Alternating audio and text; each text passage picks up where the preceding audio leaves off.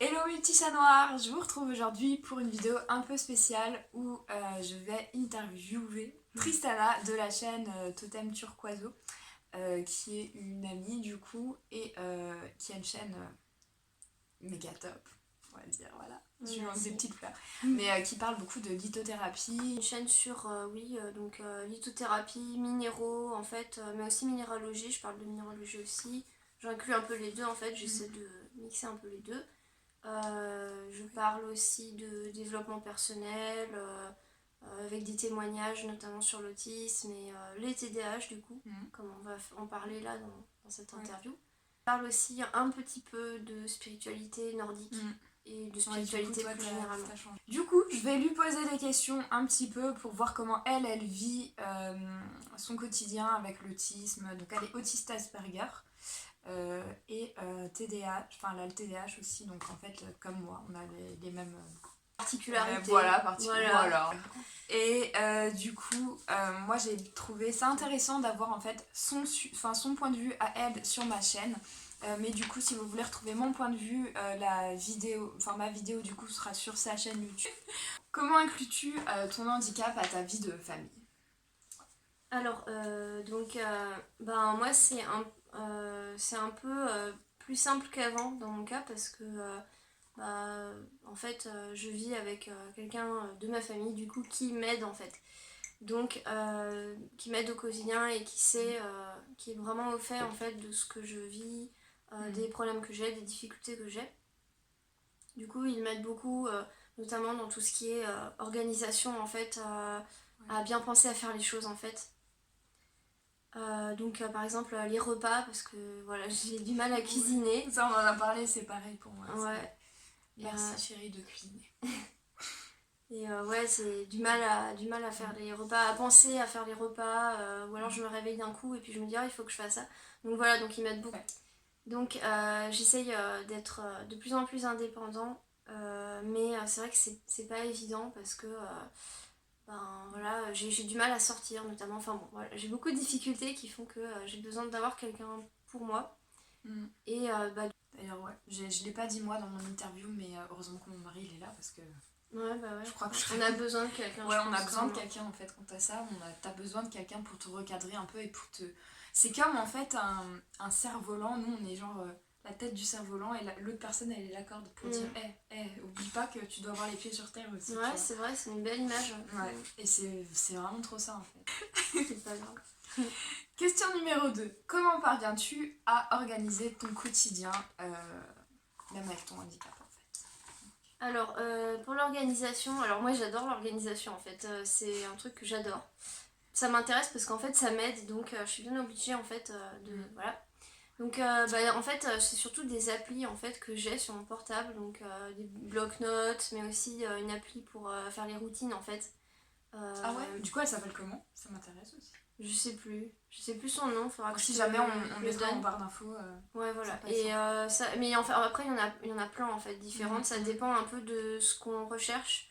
Mais voilà, après, voilà, vous tapez organisateur ou routine dans Google Play et vous allez en trouver plein. Ok. Aussi, du coup, j'essaie de faire que ce genre de liste et de routine et de planification sur mon portable parce que voilà, j'essaie de réduire le papier en fait, les déchets, tout ça. Donc du coup voilà, j'essaie de faire que en ligne, enfin sur mon portable. Et parce qu'avant en fait je faisais des listes sur des feuilles, mais le problème c'est que les feuilles elles volaient partout et après je perdais mes listes ou alors je devais les ranger, mais alors il y avait plusieurs endroits, enfin c'était pas évident quoi. Du coup aussi je fais des listes en fait de choses à faire tous les jours. Voilà, donc tous les jours je fais une liste, c'est-à-dire que j'ai une liste générale et je pioche dedans qu'est-ce que je peux faire aujourd'hui. D'accord. Mais par exemple, quand t'as pas fait un truc, t'as pas coché un truc dans ta liste que tu devais faire le jour même, est-ce que ça te. Tu te sens pas aussi vraiment en colère ou quelque chose, ou stressé, oui. ou tu dis Alors ça je ressentais ça avant. Ouais. Je me culpabilisais beaucoup quand je faisais pas les choses. Notamment avant de savoir même que j'avais ça, je me culpabilisais énormément quand je faisais pas tout ce que j'avais prévu de faire, sauf que je prévoyais trop de choses en fait. Donc j'essaie de réduire en fait le nombre de choses que je prévois. Et si je fais pas, des fois ça m'arrive. Alors effectivement j'ai un peu un stress de me dire voilà. Mais en même temps c'est vrai que depuis que je prends mon médicament, ça va mieux quoi. Par rapport à ça en fait ça m'a aussi aidé à cela. Ensuite, question numéro 3. As-tu plusieurs centres d'intérêt restreints et en quoi font-ils partie de ta vie? Alors, les intérêts restreints. La question préférée. Ouais, grave. En fait, j'ai fait une vidéo sur les intérêts restreints. Elle n'est pas encore sortie, mais... D'accord. Mais elle va sortir, enfin bref. Du coup. Donc, il y a une vidéo sur ma chaîne sur les intérêts restreints où je parle de ça plus en détail. Et en fait, j'ai deux intérêts restreints principaux, c'est les minéraux et la spiritualité nordique, et la mythologie nordique et tout ça. Après, j'ai d'autres intérêts secondaires, disons. Donc, par exemple, je fais une collection en fait de l'univers Winnie l'ourson. Donc, j'ai décidé en fait de me concentrer sur Winnie l'ourson. Il est petit gros. Regardez, il est pas trop mignon. Il est trop mignon. Ouais. Du coup, celui-là, ça va aller dans ma collection. Ouais. Et du coup, voilà. Et en fait, j'aime bien un peu tout ce qui est les univers imaginaires, donc que ça soit Disney ou les séries, ou avant c'était les films. Après, voilà, j'ai choisi de me concentrer sur Winnie l'ourson pour pas me disperser. Ouais, ça c'est un problème qu'on a. Ouais, voilà. Et ça, justement, je fais ça de plus en plus. Pareil avec le minimalisme en fait. Pour pas trop avoir de choses. Par exemple, là, je sais que minimalisme, je vais avoir mes collections, mais tout le reste, je vais faire un tri drastique en fait. Ouais. Du coup, moi, je vous montre aussi, donc, pareil, hein, quand on parle de collection un peu... Du coup, moi, je collectionne les trucs Disney, surtout les princesses Disney. J'adore ça, j'ai des figurines, des doudous, des... Elle est belle, n'empêche. Elle est trop chou, elle est vraiment trop mimi. Ouais. Comme on en a parlé, je m'intéresse beaucoup à tout ce qui est minimalisme, zéro déchet, et même le véganisme. Mais véganisme, pas tout, parce que voilà, j'arrive pas à faire tout, mais c'est vrai que des fois j'essaie de réduire, notamment les produits cosmétiques, parce que j'en ai plus en fait. Donc comme ça, c'est ouais, pour ça, elle s'est réglée du coup. Et en fait, j'aimerais bien avoir le moins possible, voilà. Ouais. Ensuite, comment je l'inclus à ma vie? Alors en fait, comme je travaille chez moi et que j'ai un métier qui est lié aux minéraux, puisque je fais de la vente de minéraux, forcément du coup c'est l'idéal, parce que du coup voilà, c'est mon travail en fait, donc ma passion c'est mon travail. Donc ça c'est super, franchement, ça ne pourrait pas être mieux. Les recherches que je peux faire sur les minéraux, tout ça, et bien voilà, ça c'est quelque chose que j'essaie d'inclure en fait dans mon travail. Donc par exemple je vends mes fiches, des choses comme ça. Les fiches que je fais, je les vends. Et du coup, je crée de la richesse en fait à partir de mon intérêt en fait. Ouais, mais ça c'est vraiment beau parce qu'en fait, quand on regarde ta boutique, on voit la passion en fait. On ressent en fait, tu vois, quand on cherche un truc spécifique sur sa boutique, moi je trouve clairement qu'on ressent en fait que t'aimes ça, que c'est pas juste allez vas-y je te colle ça et puis j'espère que ça va se vendre et puis merci. Mais non. Ouais, j'ai essayé de vraiment faire un univers avec graphique et tout, dessiner moi-même j'ai vraiment essayé de faire un petit endroit. Voilà. Mais du coup oui, je mettrai sa boutique en barre d'infos aussi, si vous voulez aller faire un petit tour. Alors, question numéro 4. Comment gères-tu l'hypersensibilité? Bonne question. Ouais. C'est-à-dire qu'en fait, moi je suis souvent quelqu'un qui réalise pas trop les choses en fait, et qui réalise pas trop quand j'ai des problèmes ou quand j'ai des difficultés. Donc pendant très longtemps en fait, j'ai vécu comme ça sans me poser vraiment de questions. Et puis en fait, maintenant c'est vrai que je fais quand même plus attention à moi. Alors déjà le fait de ne plus vivre à Paris, ça m'a beaucoup aidé. Ça c'est sûr, hein, parce que Paris c'était vraiment le pire truc. Après je vois un psy tous les mois qui m'aide beaucoup à gérer aussi tout ça quoi. Donc c'est vrai que ça paraît bête, mais franchement voir un psy c'est nécessaire. Non mais c'est pas bête, hein, oui. Quand on a quelque chose comme ça, c'est quasiment obligatoire, je dirais. Ah ouais, clairement, ouais. Moi, d'ailleurs, je fais une aparté, je regrette que mes parents m'ont pas emmené voir un psy plus tôt. Ouais. Parce que, bon, après, voilà, je leur en veux pas, maintenant, c'est comme ça. Mais si j'avais vu un psy plus tôt, je pense que j'arriverais Ouais, beaucoup mieux à vivre avec ma maladie. Bah oui, parce que surtout les diagnostics tardifs, handicap, quoi. c'est vraiment Ouais. compliqué, quoi. Clairement, ouais. C'est pour ça que moi je l'appelle maladie. En fait, je dis souvent maladie, mais parce que pour moi, c'est vraiment quelque chose qui me bouffe. Bah quoi. ouais. Tu vois, Tu même le ressens si, comme ça, quoi. Une maladie. normalement, une maladie ça soigne, alors que là, non, bah ça. Ouais, voilà, c'est pour ça que c'est pour ça qu'on parle pas de maladie. Ouais, voilà. On parle de Alors que handicap, moi, quoi. ouais, voilà. Mais c'est des choses qui bouffent la vie. Après, il y en a qui sont. Enfin, qui n'aiment pas qu'on dise handicap quand on Ouais, parle de mais l'autisme ou bordel, quoi. hein, Mais en même temps, pour certains comme nous, c'est très difficile à vivre. Donc, Ouais, clairement, pour nous, c'est un handicap. Ça, on en a parlé d'ailleurs dans mon interview. Les gens ne comprennent pas du tout en fait ce qu'on vit et du coup, voilà, on part loin, mais voilà. Ouais. Et du coup, alors je voulais aussi dire, du coup, pour l'hypersensibilité, de manière générale, des conseils ou des choses que j'applique pour moi en tout cas, c'est d'avoir des choses quand on sort comme les boules caisses, de casque anti-bruit, lunettes de soleil, sweat à capuche en remettant la capuche, des vêtements avec des matières qui ne sont pas irritantes ou quoi. Ah ouais. Et aussi, bah moi pour ma part, je ne me maquille plus. Je me maquillais à un moment, mais pour faire un peu comme les autres, mais en fait, voilà, je le fais plus parce que j'aime pas avoir des choses sur ma peau. Ça me gêne en fait, et en plus, je fais des réactions à beaucoup de produits de maquillage. Donc voilà, je ne me maquille plus. Voilà, c'est quelques petits trucs que j'applique pour essayer de minimiser les choses, quoi. Les stimuli et tout ça. Ouais, c'est pas mal. Question numéro 5. Quelle solution as-tu trouvé pour apaiser ton TDAH et puis... Enfin, en fait, ton... Alors, pour le TDAH, du coup...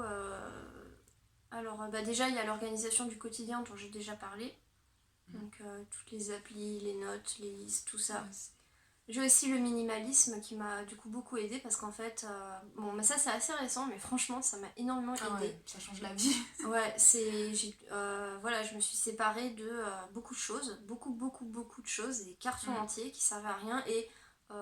Et en fait, ce que je faisais, c'est que je prenais en photo par exemple les objets souvenirs.